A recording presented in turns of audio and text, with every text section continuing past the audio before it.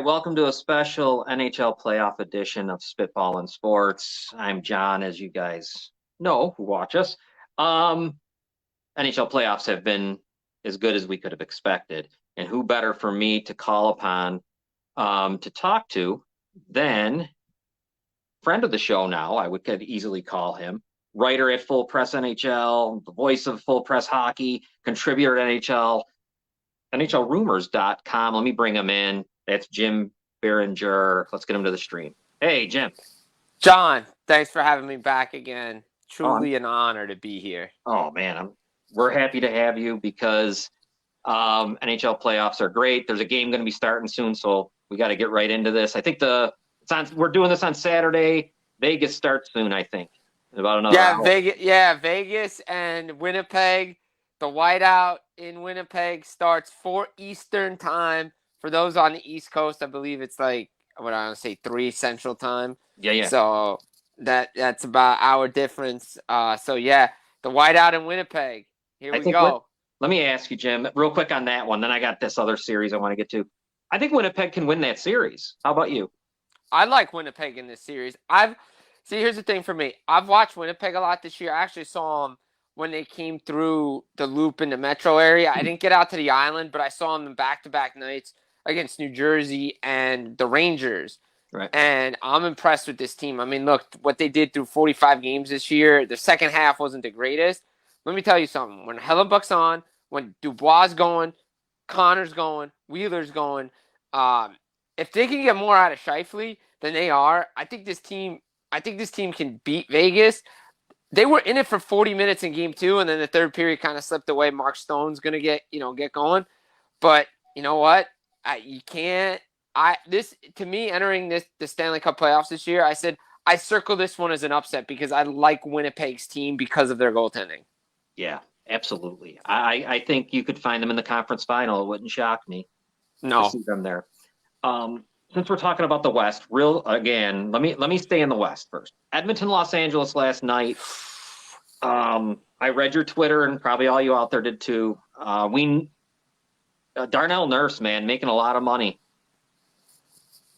Yeah, I mean, look, they're probably going off on Oilers radio right now and everywhere. He's made 3 mistakes in this series that has led to goals. Go back to game 1. Yeah. Skinner makes the save. Why are you moving out of the middle of the ice with Andrei Kopitar in front of the net? You're there. The puck doesn't go in the net. The puck's out, and the Oilers win game 1. Yeah. Game 3, he makes a mistake on the first goal by Los Angeles. Then he makes a mistake again in overtime on the game winner, getting away from his man. It's like you're getting paid a lot of money, buddy, and your defensive mistakes are costing your team. Not only that, the Oilers' penalty kill is atrocious in the series too. Yes. Yeah, and I said something, and this is just being a jaded Maple Leaf fan. When I see Cody Ceci in your top 6, I don't know. That's he's I don't know how he's been doing. I watched the game, but sometimes it's late, and I don't know. With him and Nurse, I think you got a problem at this point. I agree. I think you do. I think you have a real problem, especially with Nurse, because Jay Woodcroft's got to get him in the room and be like, look, you cannot come off your man. Especially in overtime, especially when guys are around the net. You can't come off your man. You got to make sure that's where all the goals are scored in the playoffs, in front of the net. And he's made 3 big mistakes that have led to goals. Now, their penalty kill, look, everyone wants to talk about the high stake, all this stuff. The Oilers' penalty kill, just make a save, get the puck out, stop the Kings from scoring, and you're ahead in this series. But again, Zach Hyman, where you at? Ryan Nugent-Hopkins, where you at? Evander Kane, where you at? Unbelievable. Huge years for Ryan Nugent-Hopkins. I mean, 100 points. Zach Hyman, I know what he usually can do.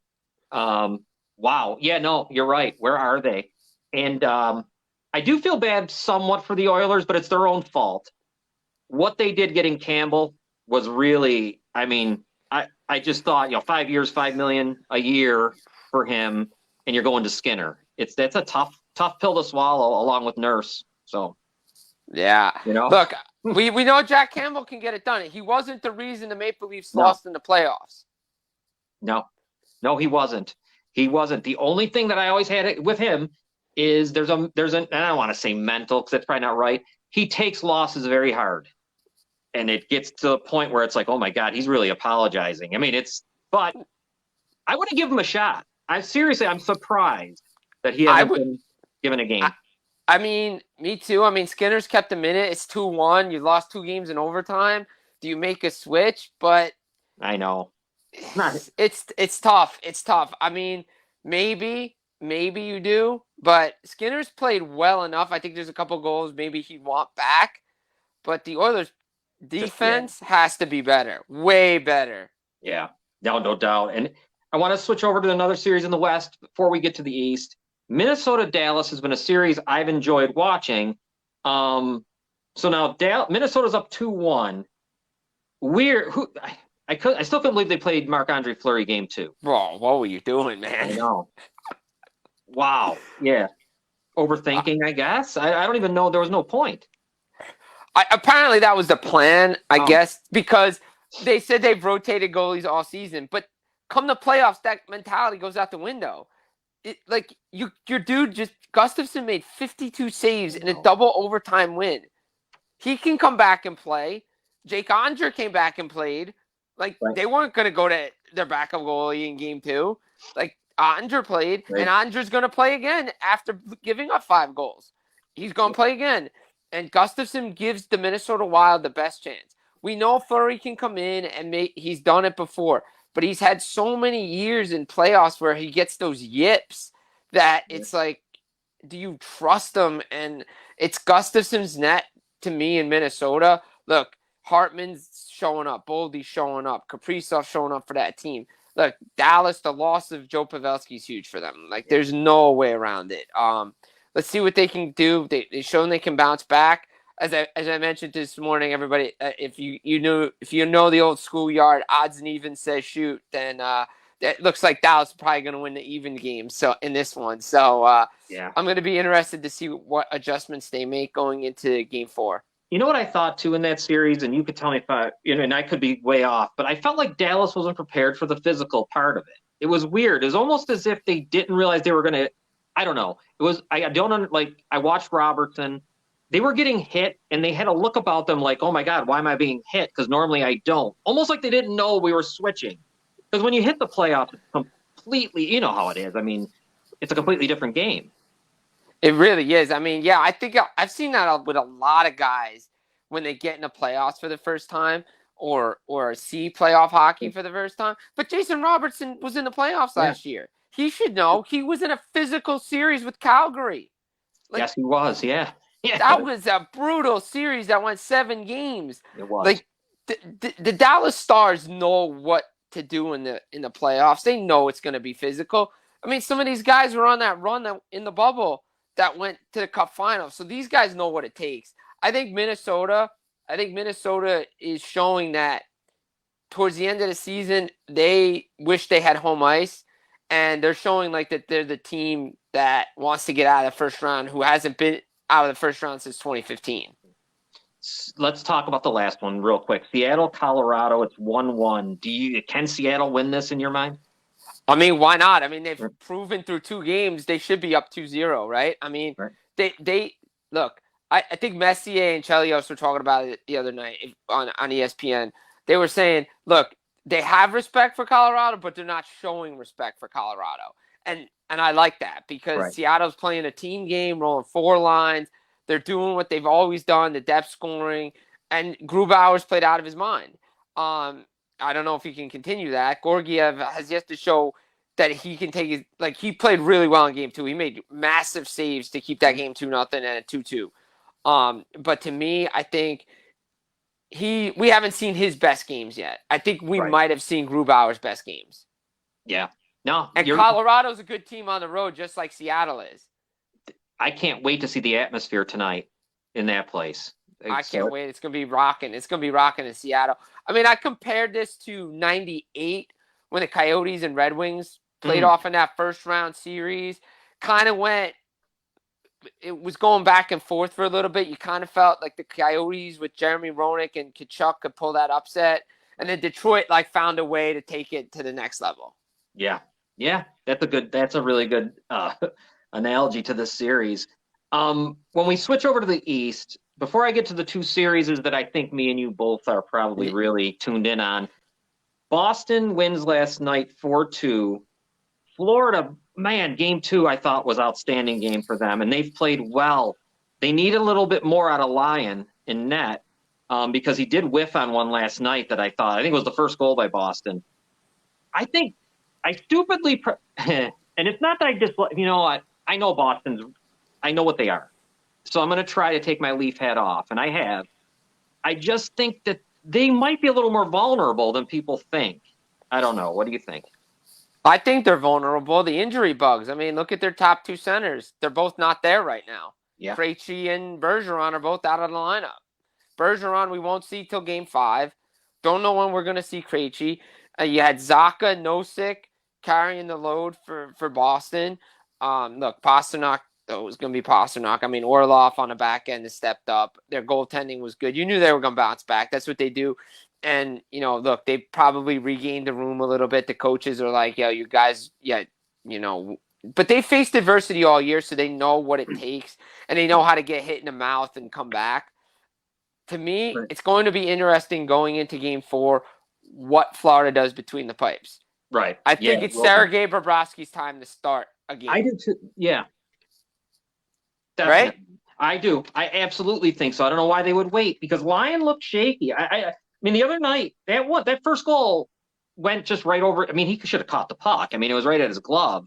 And I'm just, that's obviously it sets the tone, right? I mean, when you give up that short one like that or that easy one like that. So, yeah, Bobrovsky, why not? Put him in. I mean, he's making $10 million. He should be playing, right? I mean, the guy's making $10 million. He should be playing. He come in last night. Lyon played great on the road. I mean, look, he whiffed on one in Game 1, but I didn't think he played that bad. He played good in Game 2, so he deserved to start in Game 3. But now you lost on home ice. You gave up another shaky goal.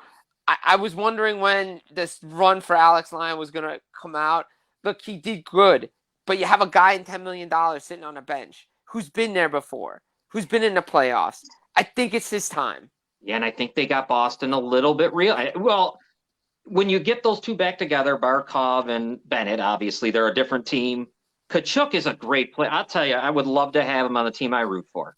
That guy. Oh, he would be great for Toronto. Oh, my God. He would have been awesome for the Maple Leafs. It's kind of who you missed in a lot. Man, he would be a good one. Sorry, so that game must be on Sunday, right? Yeah, that's Sunday. Yeah, Sunday game. Now we can talk about the Islanders, who nice win, 5-1 the other night. Close games against Carolina. I kind of thought the Islanders might be able to upset them. I want to hear what you think about this series. I think the Islanders can 100% upset the Carolina Hurricanes. I'm not impressed with the Hurricanes. With no Svechnikov, no Teravainen, where's your offense coming from? Right. Ronta gave up 5 goals. We'll see who they go to in Game 4. I wouldn't be shocked they go back to Ronta. Or maybe they go to Kochekov. I don't know. But we're going to see. But it's been a home series right now, and I kind of had a feeling it was going to be the way Carolina plays playoff games. I think the Islanders should be up 2-1. They did enough in Game 2 to get to overtime and win.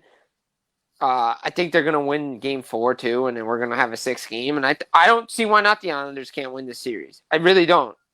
Yeah, I don't either. I could see it. And they don't – I think they're built for it. Love the goalie. So, I mean, they have an opportunity there. Now we're going to get to the two. I'm going to start. I want to end this our interview with the Devils, but let's go to the Leafs and the Lightning. Geez, the Leafs get blown off the ice 7-3. The world was falling apart around here. I mean, it was really bad. I mean, I listened to everything from Nick Kyprios, the whole group, basically saying that we needed to blow it all. You got to blow it all up. And I get it, because if they lose this series, believe me, I think changes have to be made. There has to be. You can't do this again. You're tying the Hartford Whalers in futility. So, as far as, first rounds. Then the Leafs come back and win 7-2. Here we go tonight. I want your thoughts on the series. Look, entering this series until somebody beats Tampa, how can you not take them? But this Leafs team has the ability to beat Tampa this year because Yeah. Tampa's defense is not as good as it was. Ryan McDonough's not there. Jan Ruda's not there anymore. There no Andre Palat, a Leaf killer. He's not there no more. This is a different team. Andre Vasilevsky's still good, but this Tampa team has shown that they're more vulnerable than they were in years past. Going into game 2, I said it on Saga 960 on Thursday morning. If they didn't win that game with no Hedman, no Chernak, they were going to get swept because Tampa's shown if they take 2 on the road, they go home and finish everybody off. They won. They took care. Marner showed up. Marner had his best game ever as a Leaf in the playoffs. I've watched every Leaf playoff game since this crew's been together. That was his best game. Definitely. Period. Yeah. Tavares showed up. Matthews. The big guys showed up. Defensively, they were better. Samsonov looked good. They got to continue that in the road. Again, Hedman's a game-time decision. If he doesn't play, you have to win. Right. There's no way around not winning without Victor Hedman in the lineup. That's a must. I think their power play was good. Penalty kill was better. Just don't take dumb penalties because you know what the Lightning can do. And as John Cooper said, even keel, one game don't make a series. That's why they play 7. So you know the Lightning are going to be better. The Leafs just got to come out, play simple game. We know they can do it. One thing that I like about them this year, I guess, mostly is Ryan O'Reilly. I mean, I think that he brings something they've never had. They've tried, and they might have finally found somebody. You know, they've tried so many times to bring in a free agent, and this guy was interesting. After game 1, his comments it was pretty straightforward about being physical, because the end of that game, the Leafs didn't respond at all, even though they were down 7-2, whatever it was. They didn't do a thing. They just skated around and wanted the game to end. Like, you know, you watched the Bruins against Florida when they were getting beat game 2. You saw they didn't let Florida off the ice without having something. The Leafs appeared to be, I don't know if you saw that. They just seemed to be like they just wanted out. And that was odd. And one other thing I want to ask you about. Game 1, the Leafs iced the puck within the first 13 seconds. Then they come back on the ice. Okay, now we got that face-off. We can't change. 13 seconds. Sheldon Keefe starts doing line changes, going crazy with line changes. I almost feel like John Cooper's out coaching him. What do you see any of that? I know you watch these games close. I mean, I'm pretty close. I mean, I'm like nitpicking things. I mean, but like there's a thing going on where don't you think? Here, let me ask you this: don't you think Matthews? I mean, you got Matthews, Marner, and I guess now it's Yarncroc out there. They should be able to beat Cirelli. There's no reason to be scared of Cirelli. But it feels like that's what happens.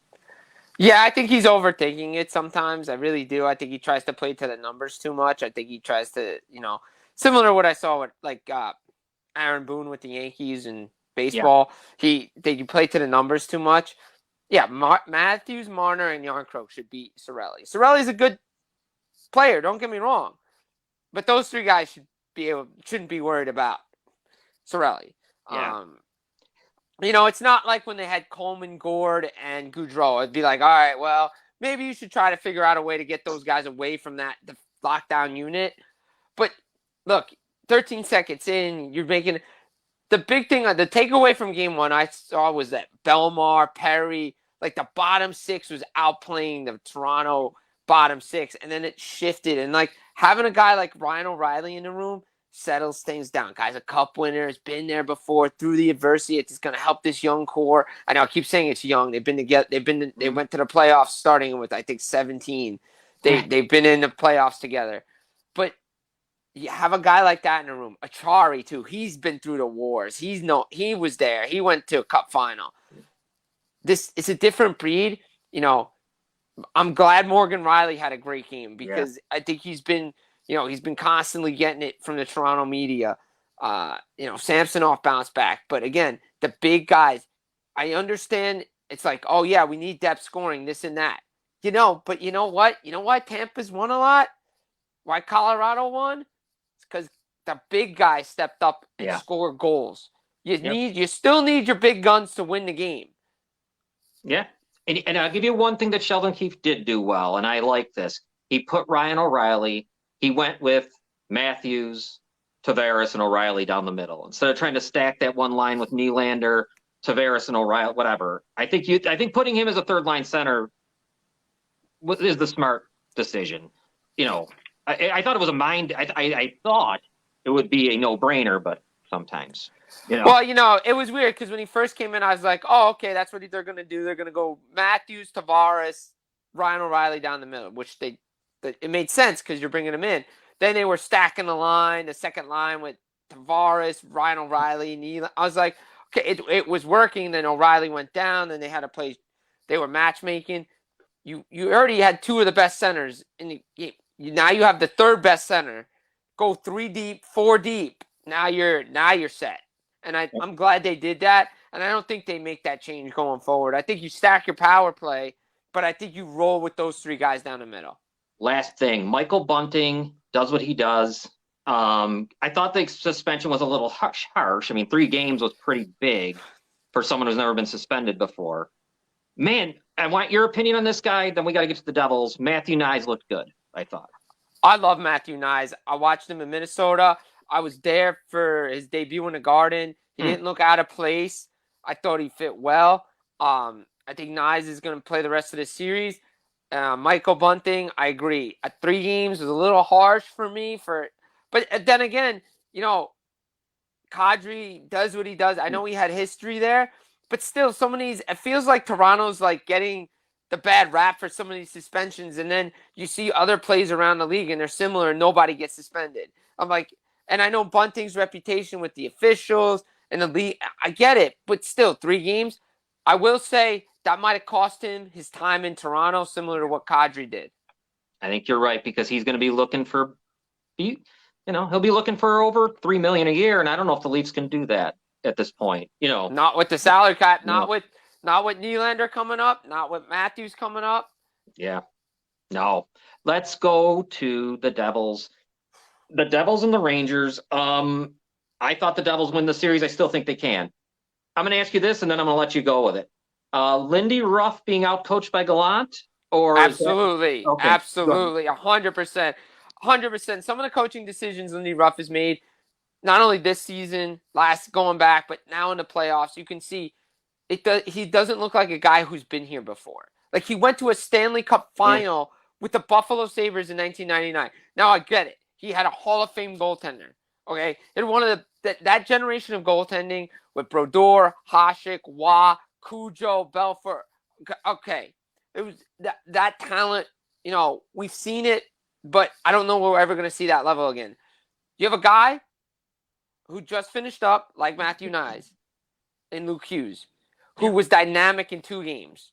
Okay, gives a different element to the Devils with their breakout.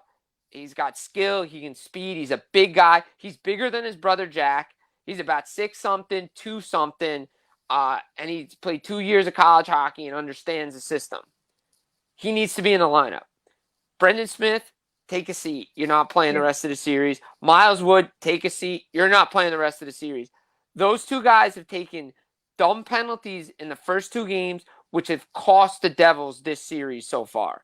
I'm dead serious. Yeah. The first 2 games, they've taken stupid penalties, and the penalty killers cannot do anything. And that's the difference right now in the series. Goaltending change coming? Yes. Yeah. Akira Schmid will start game 3. Now, they didn't make it official, but you read the signs. He had his own net in the morning, optional morning skate. He's the first goalie off. They were talking about it yesterday. Like, I think it's the right move. I know a lot of people are going to be like, well, Vanacek, Schmid was the better goaltender in the second half of the year for the Devils. Vanacek played good, but, it could be a lot of hockey for him. He hasn't played this deep before. Schmid, why not? What do you have to lose? As I said this morning on Twitter, the Devils aren't supposed to be here. They're playing with house money. The Rangers are expected to win this series. They're the favorites. They should have been the betting line favorite. I don't know what Vegas was doing. Probably just because the Devils have home ice. Right. I don't get it. But what do you have to lose? What? Look, as we were saying, the defense in front of the goaltending, like Vanacek played great in like the first half of game 2, but there were a lot of goals he should not have given up. The Chris Kreider second power play goal, the side of the net just squeaks through. That's got to be stopped. I think it just gives you a different element. I think Lindy Ruff, he said something after game 2 that I was like, really? We're really saying this right now? Like, oh, well, we started 0-2 and we learned how to come back. Yeah, but you know what the difference was? You had 80 games. You could be gone in 2 more games and the series is over. And the fact of the matter is you're not making smart plays. Like the Devils, when they've given up goals, you should call timeout. Settle things down. I know you only get 1 timeout, but you got to settle the game down. Like, stop sending messages to Jonas Siegenthaler, who's played great all year, when a guy like Jesper Bratt probably should have been benched after not competing on that Patrick Kane play when he scored, when he gets stripped of it. I mean, like, that's the most disheartening thing watching it is the Devils team I saw for 82 games, when they were down in games, the way they've rallied, the way they competed, has not been there for 2 games. Like, I just don't get it. I don't know where it went. It's not inexperience because let me tell you something. I can go through history of this Devils team in the playoffs and I'll go back to 1988. I watched it through VHS. I watched it. I was very little at the time, so I really don't remember it, but I've watched it. That team was the first time that team ever made it to the playoffs. None of them have playoff experience. Yes, I know they went on this great run, beat a good Islanders team that was still pretty good in the 80s, beat a very good Washington Capitals team, and took the Bruins to Game 7 of the Wales Conference Final. So I don't want to hear about inexperience and not about the compete level has to be better, way better, because the Devils can compete with the Rangers. We've seen it. Yeah, no doubt. No doubt about it. I mean, unfortunately for me, the Leafs and Devils are playing at the same time. Leafs are at 7:30, Devils are at 8. It always seems to be. So I got to kind of watch. I don't get to see it enough. So I wanted to ask you about one of my favorites is Timo Meier. How's his playoff been? I think it's been okay. Again, like most of this team, too many missed opportunities shooting the puck. I watch all these other series. Traffic in front. Guys are shooting from weird angles, just throwing pucks on net. Somehow puck goes in. Guys are passing up opportunities to shoot the puck, trying to be too cute. I understand that's what, Igor Shesterkin, when you have a great goalie that gets in your mind, hasn't stopped Connor McDavid from shooting where he's shooting from. He's still going through guys trying to make plays happen. The Rangers, you're setting their power play up, and they're just throwing a puck on net looking for deflection. The Devils' power play goal, puck to the net from Andre Palat, hits Michael McLeod, who's driving, sits in the crease, Eric Hall puts it in. It's a greasy goal. But I've seen Jack Hughes trying to do too many things individually, but he's passed up opportunities. Bratt's passed up opportunities. You got to shoot the puck, man. That's the name of the game. I understand the Rangers are blocking a lot of shots. I get it. But I seen Hughes go through a bunch of guys in the first game and the second game and pass up an opportunity to shoot the puck. And that's not Jack Hughes. Now, I'm going to ask you this because, like I said, I end up watching highlights of the Devils Rangers. Dougie Hamilton, I would think he'd be somebody who might, like Andre Palat, maybe try to take the team along or do something. Because the Devils are big enough I think what I'm saying is I think they could impose their will if they wanted to. This is a big team. I was looking at the roster. Somebody's 6'6", 6'4", 6'2". All these guys 6'2", 200-pound big guys. Yeah, I mean, look, towards the end of game 2, it got nasty. Guys are getting thrown out, fights, setting tones. Good. But Hamilton has not played well no. in the first 2 games. To be honest, there's been games down the stretch where he has not played great. The puck was in his feet a lot. I was at the game on Thursday. He's just, I don't know, something's off there. Palat, this is where I thought this is where I thought the $5 million contract. I'm like, okay, we paid him $5 million. It's not for the regular season. It's for playoff time because he always shows up in the playoffs. They got to calm it down a little bit. You got to keep things simple. Just do the little things. Maybe I know it's going to be hostile environment. I know it's MSG. It's the playoffs. Score the first goal. Set the tone. Like Eric Hollis said it. We're a better team than this. We can compete. Yeah. They need that look, I like to throw back old examples. We need that Larry Robinson after game 4 of Yeah. 2000. Like, we need something like the Devils need something like that because just keep it simple. Just play your game. Jack Hughes said it. We can't worry about what the Rangers doing. We got to focus on ourselves. It's great attitude. Now go show it. But the in-game adjustments of Lindy Ruff, like, and then maybe the rest of the coaching staff. Look, I saw it against Tampa in the 3 games that they played in 6 days. Tampa slowed the game down, clogged things up. The Devils weren't able to adjust. I want to see them able to adjust. And that's maybe where an element like a Luke Hughes comes in, where you can break it. You have to use speed coming out and passing and crisp and make smart plays. I understand playoff hockey is different, but we've seen Colorado change the mold. You don't have to play this physical brand of hockey that we always think about when the playoffs come. You can play with speed and all this stuff and win a game and win a Stanley Cup. New Jersey's a better team than this, and the compete level has to be better. I think tonight's Palat's night. I feel like this is it. This is game 3 or down. He knows it all. He's been there. I mean, geez, they went to 3 straight cup finals, whatever it is. This guy, I think tonight's his night. This would be the night where that money would be well spent, I think. In New York, I could see it. I could see it too. I mean, I have to go look at his stats because I haven't really looked it up.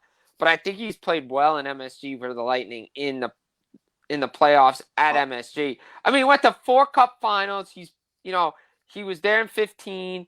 He was there for the 3 cup runs. Like, he knows what it takes. Like, that it's time to step up for him. I think Myers got to stay on the top line with Nico Hischier. Yes.